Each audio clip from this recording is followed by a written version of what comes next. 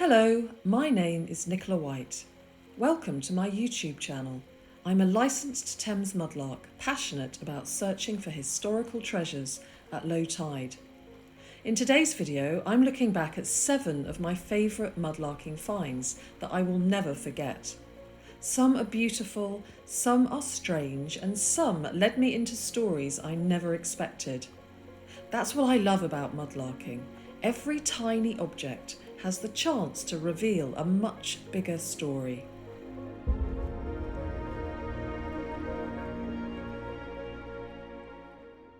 Oh my goodness me! Look! Oh. Do you want to come over here and have a little look at this, David? There is a... Look! Okay. How remarkable is that? Look! Well, this is so exciting. There looks to be a whole little Roman pot here, as you've just seen. And so now is the moment that we're going to see what is there in this mud. Look at that, isn't it? Isn't it absolutely amazing? This here is a Roman pot eroding out of the mud. And it looks as if it has a little handle. It's got a beautiful bulbous body, and I can't wait to get it out, but I'm going to take a photograph of it. That looks just so amazing. This is a beautiful Roman pot. Oh, look at it. It's been sitting in here, sitting in the mud, waiting for me. And just bear in mind, it's been here for thousands of years. So let's do this. I'm going to be very, very careful. I don't want to touch it at all. I'm going to dig right around it. It's very cloying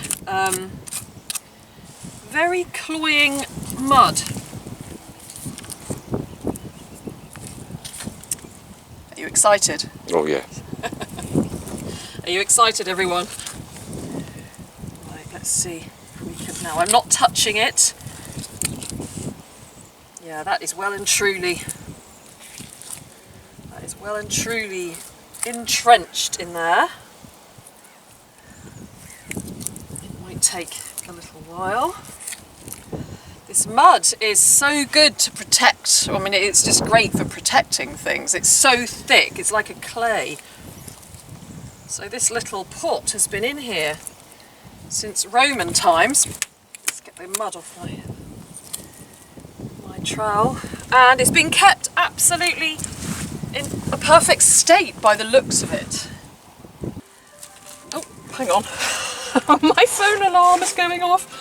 It's saying, time to find the Roman pot. Right. There's like a flinty kind of matter here. Oh gosh, maybe there's something else. Just going to be ever so careful because you know what, there might be something else down here as well. Yeah, so look, if you see here, there looks to be some other pottery here. Looks like it could possibly be Samian. Here's a little update, look. Now this rim here is looking fairly intact so far. So this is pretty exciting and unbelievable. Right, now here's another little update. This is clearly going to be intact, and it also looks as if it still has the contents of whatever was in it before. Can you see this sort of vegetation matter here? This definitely looks like Samian. Oh my gosh, and do you know what the exciting thing is? Do you know what the exciting thing is about this, David? It's got a maker's mark on it. Yes, it does, isn't it? It's got a maker's mark on it. This is just... I think I'm dreaming again. I'm dreaming. This is crazy. This has got a maker's mark just there on this pot. This is absolutely extraordinary what we're all witnessing here. Right, I've got my little squirter here. Just want to have a closer look at that maker.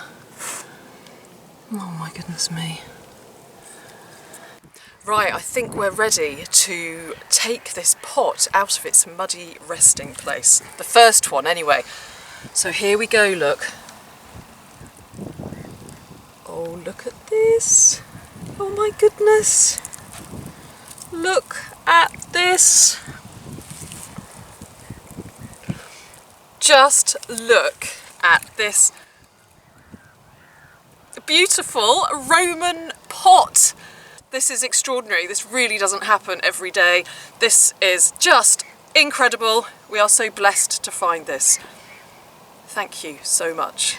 So look here, it's got a beautiful little base. It's actually perfect. It's completely intact. A beautiful tiny little amphora, really, isn't it? And still has Roman wine in it. Wow.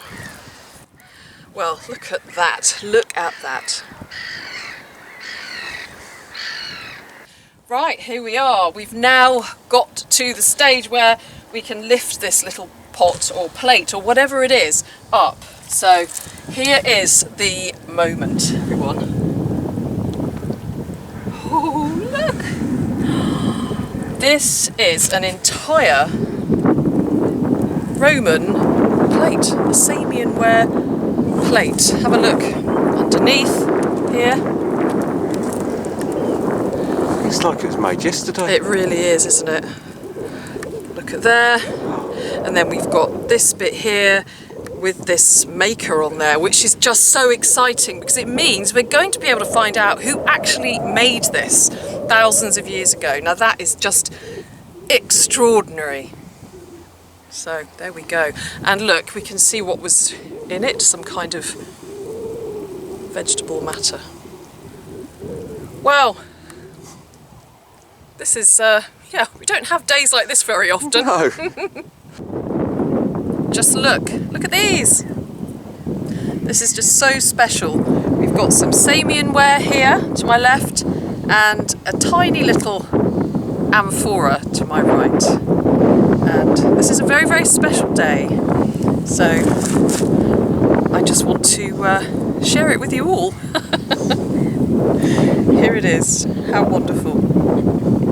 So obviously we had to do several photo shoots with these beautiful pots. So here is another one, little amphora, little Samian plate, and a very, very muddy me.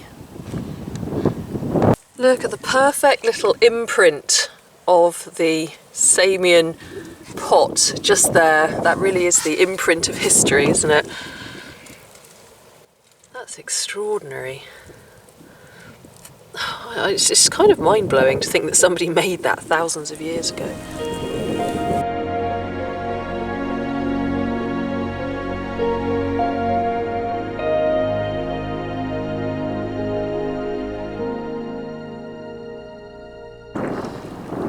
Now this is interesting.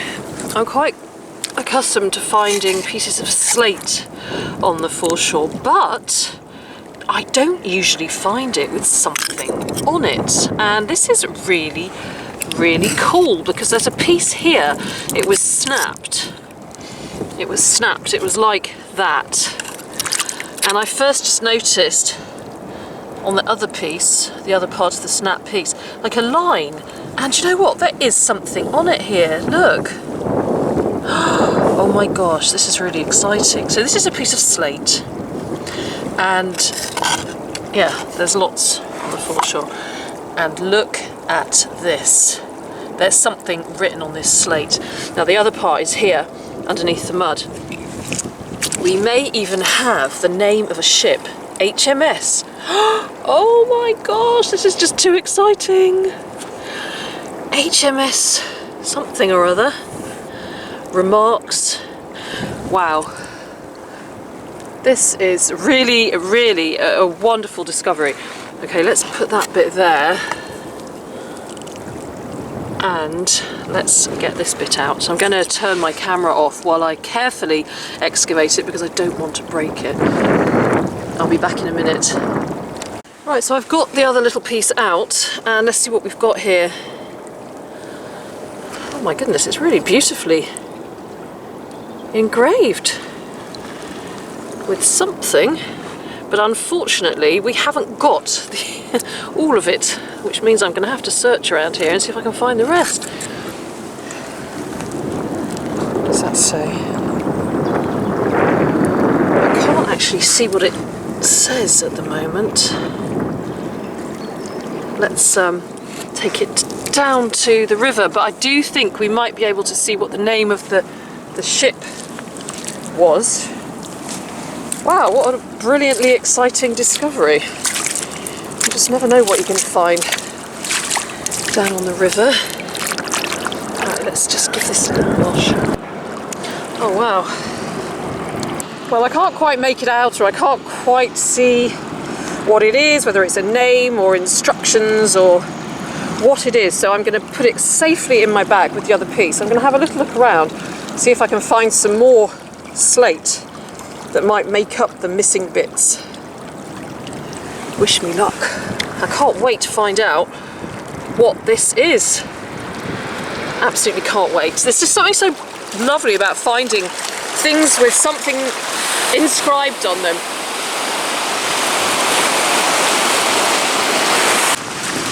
I've just got the other piece as well. Let's see if we can see what the ship is.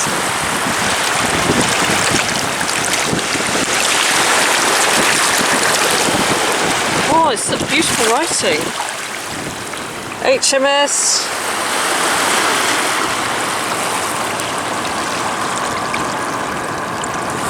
Something. Right, home with it. And hopefully we can decipher it. Look, actually this broken corner bit fits up here. So this completes this line. Sorry for the wind. So it's something like HKF course wind something or other. Remarks HMS Merlin? Oh, is it Merlin? Oh, I'm so excited. So excited.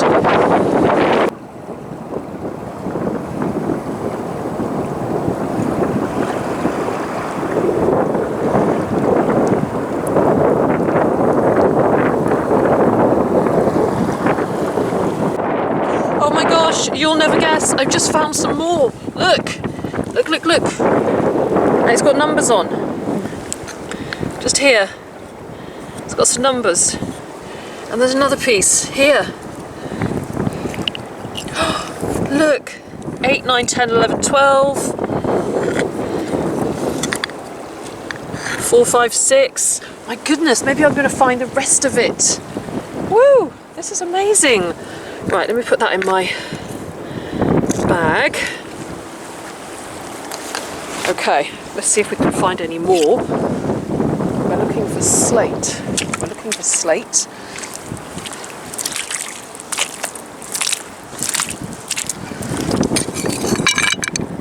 Okay.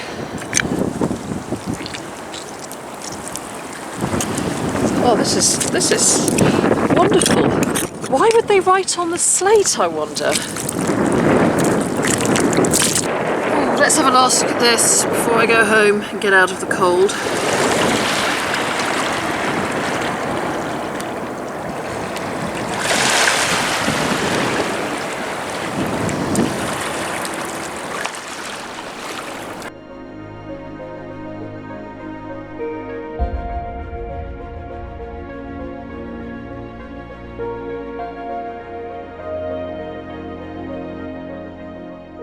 Before we continue our mudlarking expedition, I want to show you a fascinating book that I've just discovered because it connects so beautifully with so many of my Thames mudlarking finds. It's called The Ultimate Guide to Rebuilding Civilization by Hungry Minds, who are partnering with me on this video.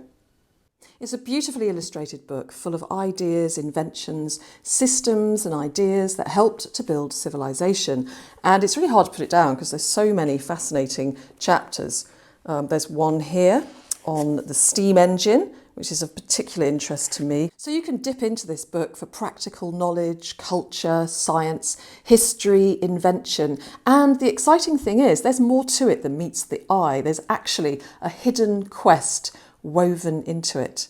Now, I'll be honest, I haven't solved the hidden quest yet. Maybe I will one day. But what I love about it is that it keeps drawing me back and I keep noticing more things each time I open it up. This book has that same kind of rabbit hole feeling as Mudlarking. You start to learn about one subject and then that leads to something else. And you really do find yourself going down this absolutely fascinating rabbit hole of research. So it would make an unusual gift for someone who's curious about the world and everything in it, and who generally loves going down research rabbit holes, like me. So if the Thames is my giant liquid storybook and my giant liquid encyclopedia, I suppose that this is the physical equivalent, a book full of marvellous miscellaneous facts to get totally absorbed in. So if you'd like to have a look yourself, you can scan the QR code on the screen or go to the link in the description to this video, and my code Nicola10 gives you 10% off. So let's get back to mudlarking and see what artefacts we are going to find that we can research. Down here I've seen some glass poking out of the mud. I am of course hoping that it's an entire bottle. Now, what are the chances? What are the chances of that, I wonder? Let's see. Let's see. Let's see if we're going to be lucky. It would be pretty amazing if there is a whole bottle in here. I hardly dare hope to imagine that there is. But you know what? I can definitely feel that there is, the bottom of it certainly seems to be there. There's a really deep punt there. Oh my gosh, you know what? So far, it's good news. The only bad news is that today I decided to leave my rucksack and my gloves and everything else in the car because I've got a bit of a neck ache. But I think, you know what? I think we might be in luck. I think it's a tiny onion bottle. I can feel the neck there. This is, oh my gosh, look, okay, look, we're just going to pull it out now. Oh my goodness. Oh my gosh. Oh, what a beautiful, beautiful, beautiful thing. I can't tell you. Oh my gosh, this is absolutely beautiful. Oh, heavens. What a stunning little bottle. It's like a twin to my other onion bottle. Oh my gosh, I feel so blessed. I can't even begin to tell you how blessed I feel. I just, thank you, River Thames. Thank you, God. Thank you, thank you. This is, extraordinary. And you know, to think that whoever threw this away, this probably dates to the 17th century, but whoever threw this away, if they could have imagined the excitement that somebody was going to get from their old bottle. Okay. Oh, well, I'm going to have to go and wash it now. It's so typical, isn't it? The day I didn't bring anything to put anything in. Right, let's go wash it off. I'm going to take a photograph first. I'm just blown away. Blown away. Blown away. Yeah. Sorry for the exaggerations, but I just am. You just don't find things like this every day on the foreshore. This is just absolutely extraordinary. Okay, let's rinse this beautiful bottle. Let's rinse it off. I think I must be dreaming. I just think I must be having the most incredible dream, and it's just a tiny bit broken on the top. Oh my goodness me. This is extraordinary. Just look at this. Oh my gosh. What are the chances of that? Oh my gosh. Look at it. Just look at it. It's just, isn't it incredible? It's just unbelievable. It's it's a once in a lifetime experience. To pull this, absolutely extraordinary. Look at that. And it's just, wow.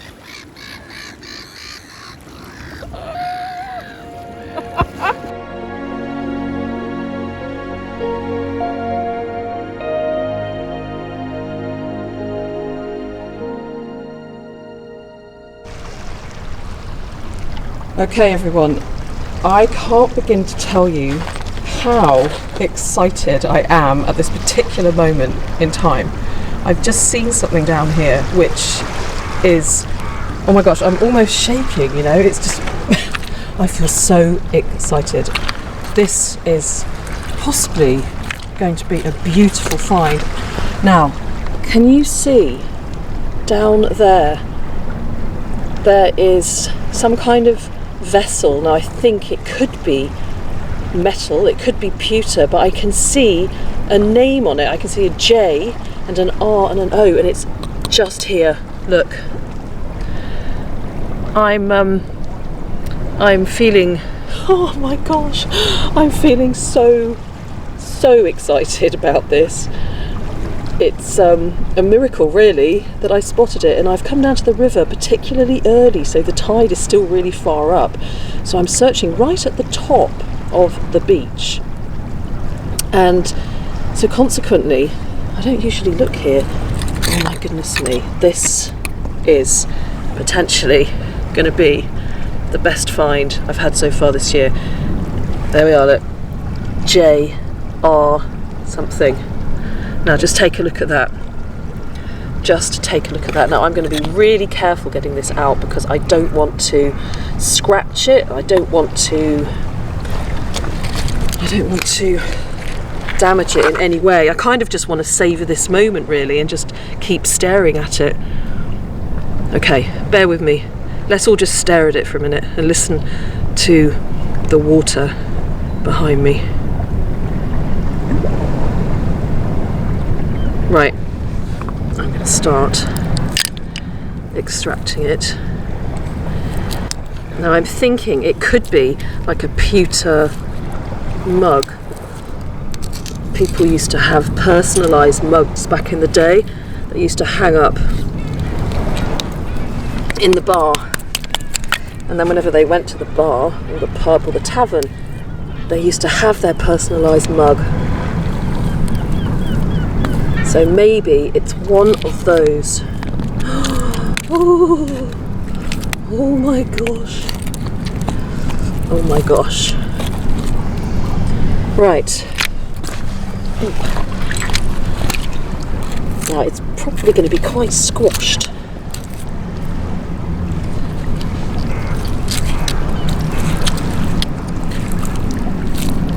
Oh my gosh, look. Look, it's taking shape. Right, I've got it out. I've got it out safely. Look at that mark. Look at that imprint of history where it's been for so long. And here we are. Here's the mug, or the tankard. Here is the tankard. I think it's pewter, and I don't know exactly what's on it yet, but there's definitely going to be a name or an initial and a surname. So, wow. Wow, wow, wow. Right, let's go and give it a little rinse off. I'll let you in on a little secret. Today it's Easter. It's Easter Sunday, and so happy Easter! Although you'll be watching this after Easter. This is so special. Thank you very much. Oh my god! This is amazing! Oh, this is beautiful. It's really got something on there. Oh. What does it say? J something, Rose and something. Oh, I think we might actually even get the name of the tavern. You just never know what the Thames is going to throw out, and this is spectacular. This is spectacular. So it's got J. It looks like it could be Bannon or Baron. Rose and Crown. Something something. I'm going to clean it off properly at home. I don't want to damage it or scratch it in any way. Oh gosh. And I'm speechless. thank you, River Thames. Thank you, thank you, thank you. And it's in such great condition. I mean, it's completely squashed, but it's all there. I wonder who last touched it. I wonder if it was Jay Bannon or Bano or something anyway. I wonder if it was him.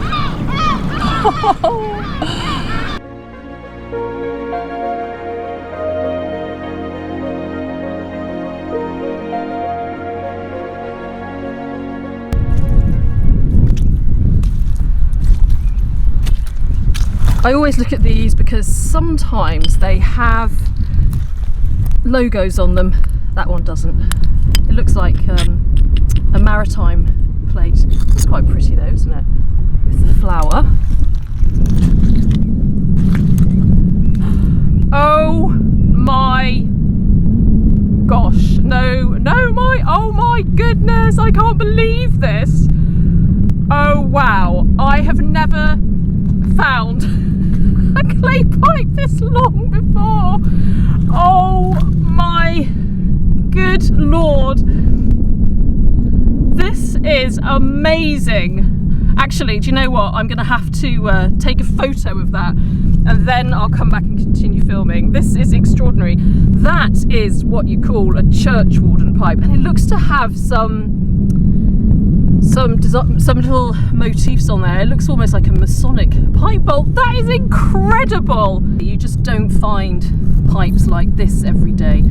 It's so delicate, and to think that it's been subjected to the tides. I mean, thousands and thousands of tides over the last century. This probably dates to 1840s, 1850s, and it's made by W. Cope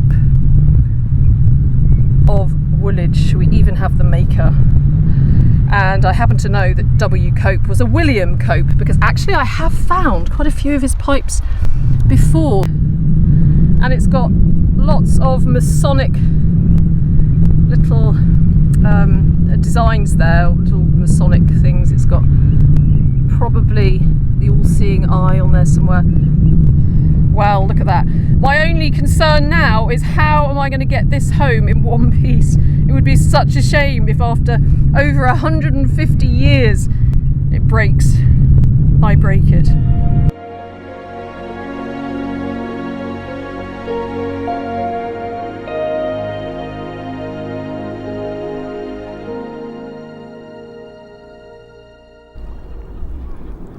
Okay, now I've just seen something really curious and potentially quite exciting just down here. The light is fading, so you might not see it too well, but it's just here, and it looks like a little pair of legs and presumably a body. So let's do a little body extraction and see what comes out. Look, it's a tiny person. It's a tiny person.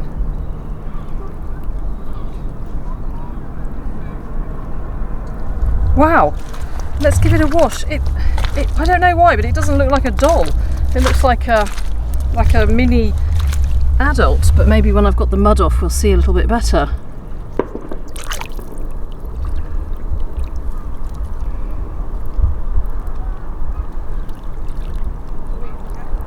Maybe it's the Virgin Mary?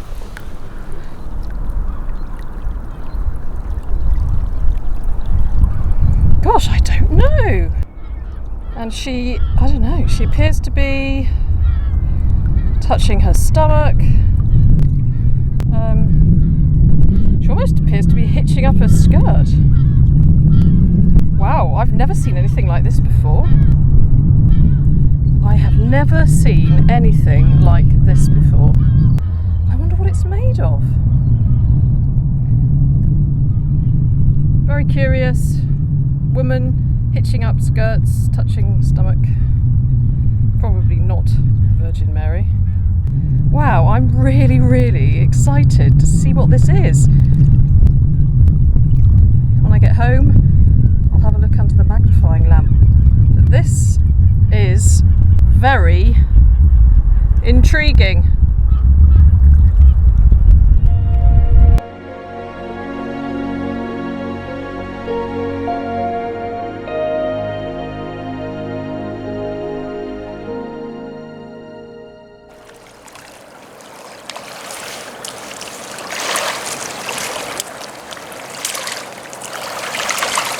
What is that?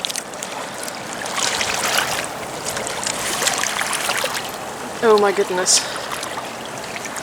Oh my goodness. Oh, whatever is it? Now, it doesn't look very... I don't know. Oh, it's got nails in his back. How odd. It's obviously got some kind of meaning. I mean, it's like an offering, but it doesn't look quite so nice. I mean, I could be wrong, it could be completely lovely, but something not quite appealing about it. Not something that I would want to have in the house. Let's get a better shot of it. Who are you? What are you doing here? What's your name? And what is your purpose? And why have you got nails on your back?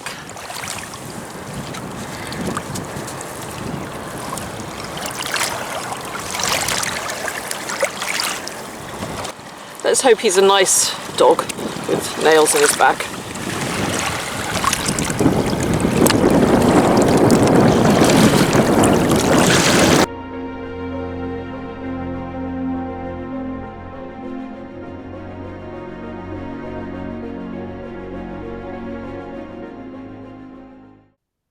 Hello, my friends. Well, that was 30 minutes of excitement overload.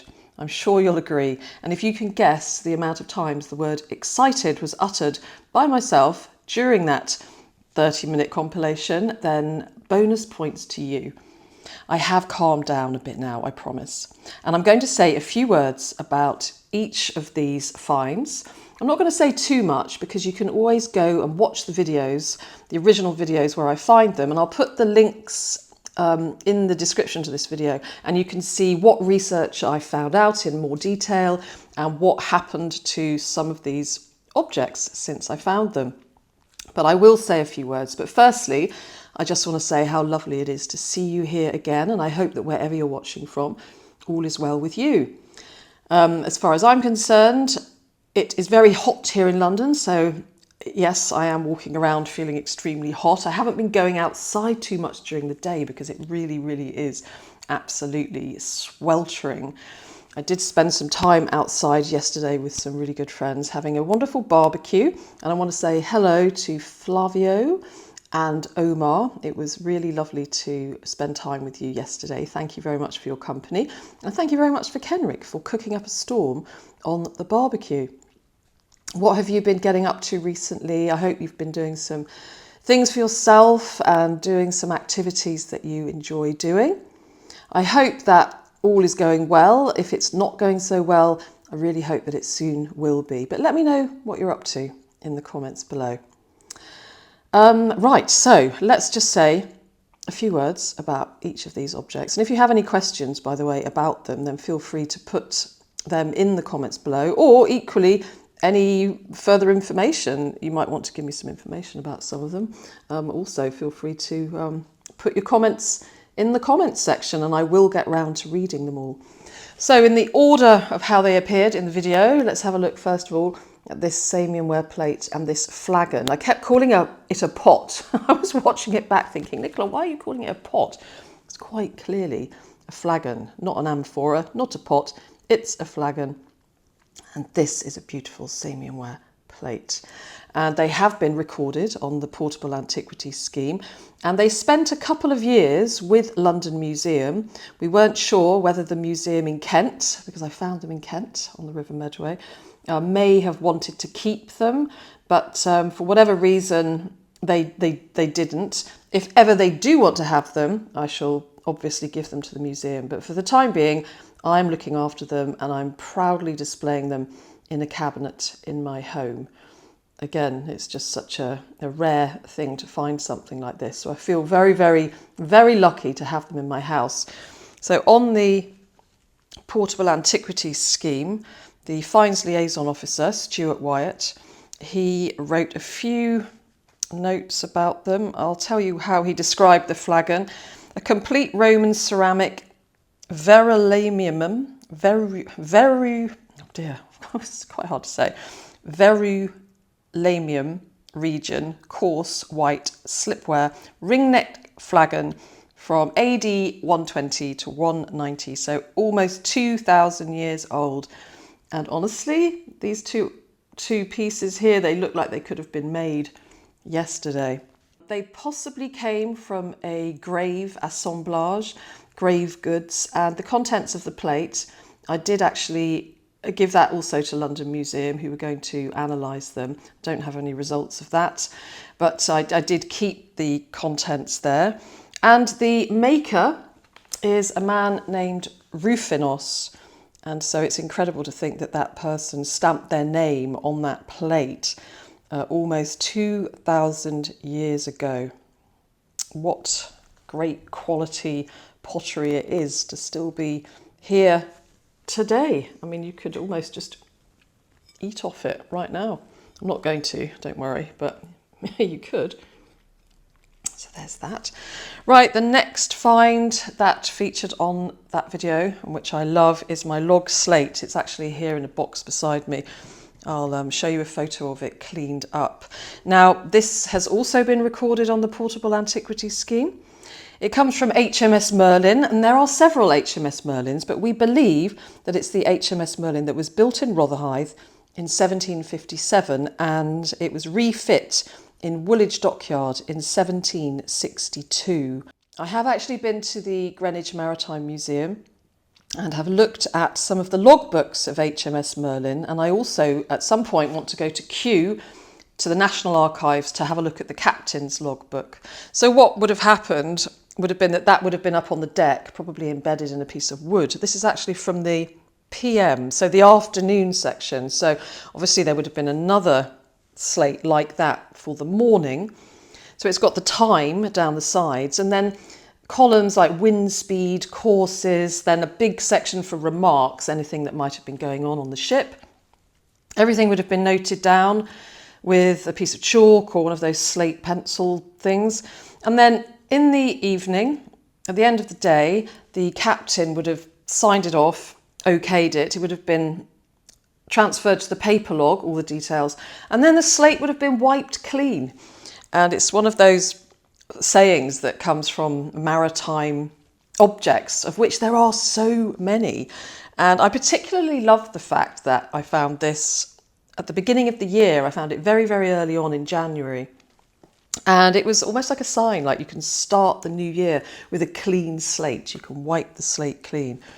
So a very special find, and still lots of research to do on it actually. So I will get around to that one day, and then I'll do another dedicated video about that and see if we can find out a little bit more about what HMS Merlin was doing and what might have been noted down on that slate. Right, the onion bottle, which is here in front of me, beautiful little bottle, dates to probably the early 1700s and very possibly contained brandy, maybe medicine, maybe a little bit of wine. It's a very cute little bottle. It sits very proudly on my chest of drawers in my studio next to my two other little onion bottles. I have three. Two of them were fairly broken, but one of them I managed to stick together so you wouldn't even know really that it was broken. One of them has a big hole in the back. This one is almost perfect, apart from a little bit of nibbly bits of glass missing at the top. So that was a very memorable day, a very wet day, and my friend Alessio, who was also mudlarking that day, he was there to film that little piece of me holding it yeah, capturing my excitement forever. So that's the onion bottle. I've got my pewter mug here. Now, since I found this mug has spent some time in London Museum as part of the Secrets of the Thames exhibition. It has its own stand that was made for it, so that's pretty cool. And on it, it says James Burrows, Rose and Crown, Lower Thames Street. And James Burrows was the landlord of the Rose and Crown in the early 1800s. It's got a lovely B on the top of the handle, and it has 2 William IV stamps on it. Now, I did take this mug down onto the foreshore, not far from where the Rose and Crown would have been. It's not there anymore. And I filled it with beer and pretended to have a drink from it, because when I read a little bit about James Burrows in the newspaper archives, I discovered that he was at the inquest of the death of one of the people who drank at his pub, the Rose and Crown, a man named William Sweet. Now, William sadly drowned himself not far from the pub because he was rejected by somebody that he loved. And so I took the mug down onto the foreshore, pretended to have a toast to James Burrows and William Sweet, just to remember them all those years later. And you can see all of that taking place on the video where I actually find this mug. So I'll put the link in the description. Some people have said, why don't you bend it back into shape or have it restored? But I think that's part of its story, so it's going to stay squashed. Next we have this pipe, this very, very long pipe. I still can't quite believe that I found it at just the right time before it would have broken into several pieces. It must have just come out of the mud which has kept it in this condition for over 150 years. It is indeed made by William Cope, a Woolwich pipe maker. I have got some of his pipes. It's got Masonic symbols on it. And I must do a video about William Cope actually and look a little bit more into his history. I have found his will online, but I could probably do a nice little piece all about him. And this pipe has got to be one of his finest pipes, I would say. And yeah, just such good timing, because if I had found it a few days later, it would have been in several pieces and certainly would have been a lot shorter, not that long. So that's my pride and joy. And as you can see, I did manage to get it home all right, but it was quite scary trying to walk along the Thames with that pipe, hoping it wasn't going to break. Right, what's next? You've got this little figurine here, and this has also been recorded on the Portable Antiquities Scheme database. We still don't really know her purpose, but she was studied by a lovely lady called Claire for the Lost and Found project, which some of you might remember took place last year, made possible by the Thames Festival Trust and the Heritage Fund.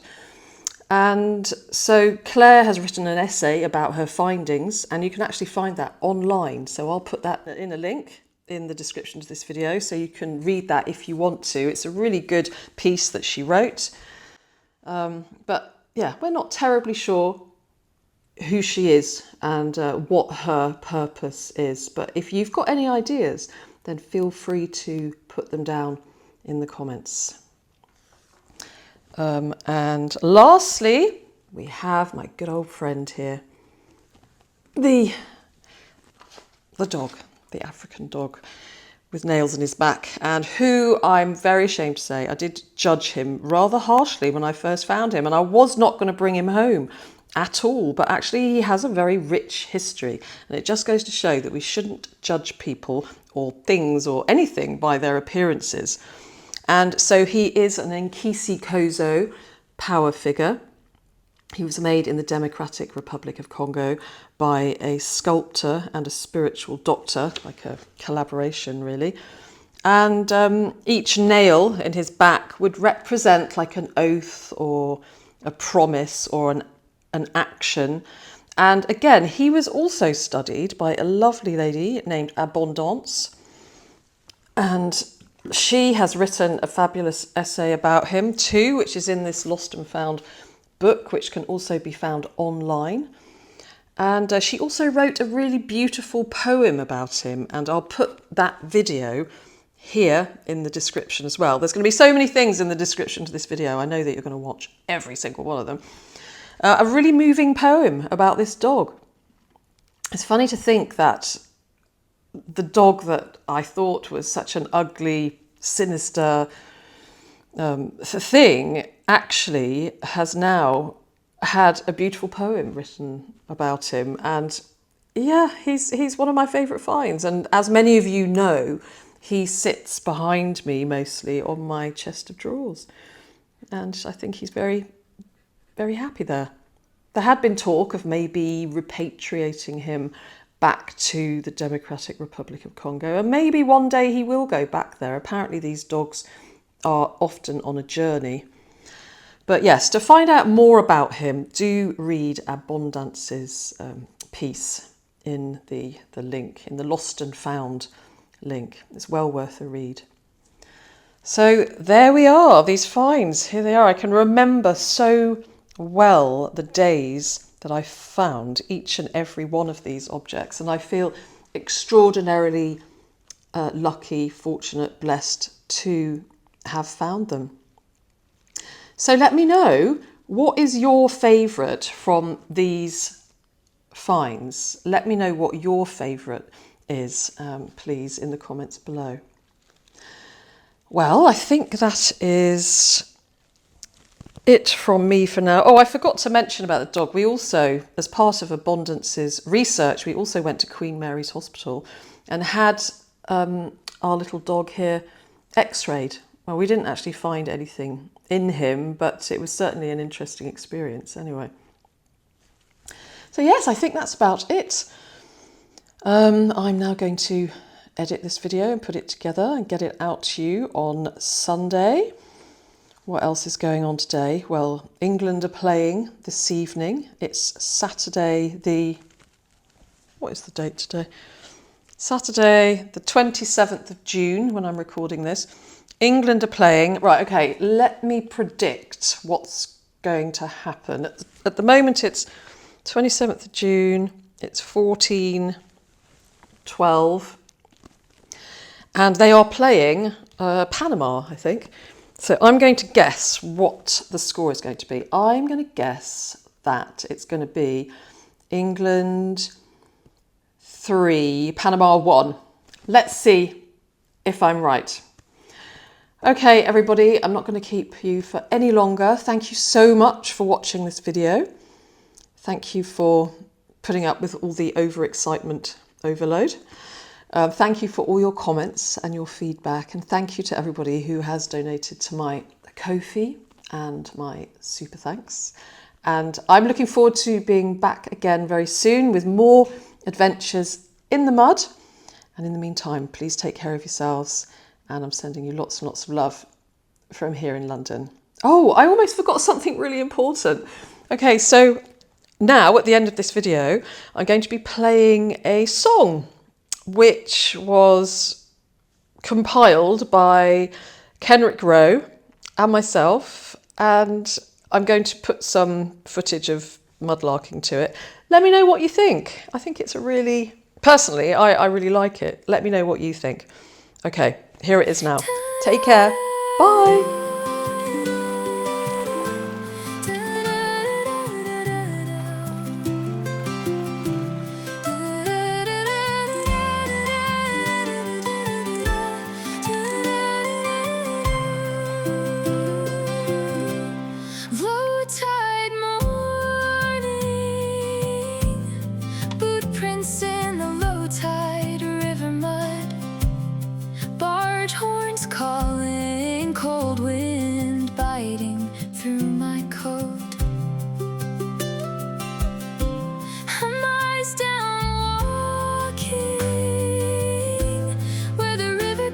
It's gold, rust and river glass, every shard a hand to hold. Thames wash stories lying in the mud so cold, broken buckles, clay pipe stems and pennies old. Every little thing has a story to be told. I'm just turning pages in a book the water wrote. Pick up a button. Does it